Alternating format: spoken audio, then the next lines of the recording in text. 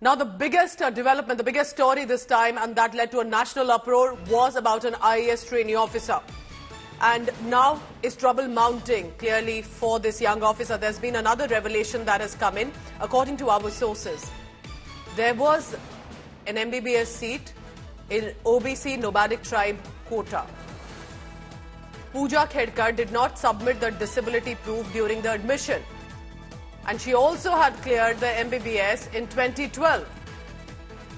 So there are a lot of issues cropping up that was this not the only or the first time when questions are being raised over her certificate. And just to give you a background, that the questions and the charges on the certificates are only rising because she was demanding special privileges from her seniors. When they raised an alarm, series of one after another pattern came forth that from a candidature itself that there were issues, and now we are told that it was not just about the UPSC.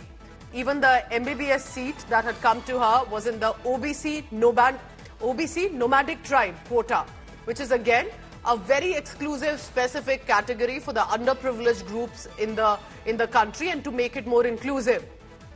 Pooja Khedkar did not submit the disability proof during the admission.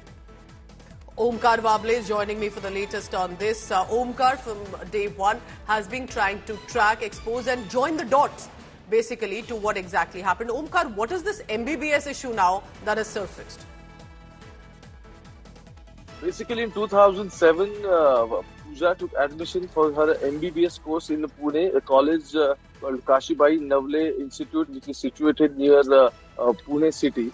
After the 2007, while she was taking an admission, she cleared the CET, but that time NEET exam wasn't there.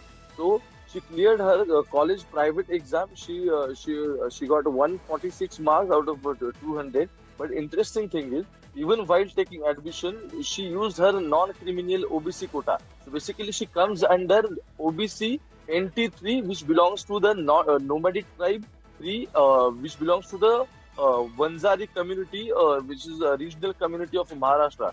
Now the question is, even that time her father was an IAS officer. He was in active service. His income was more than 8 lakhs rupees. He must be earning more than that. So how can she take admission for the MBBS college under this non-criminal quota?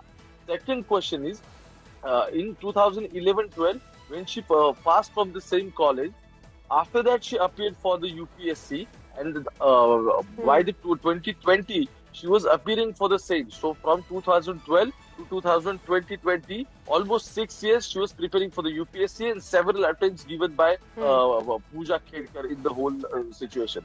So there were two things. One is a disabled quota, and second is a non-criminal, which she used even while taking admission for the MBBS.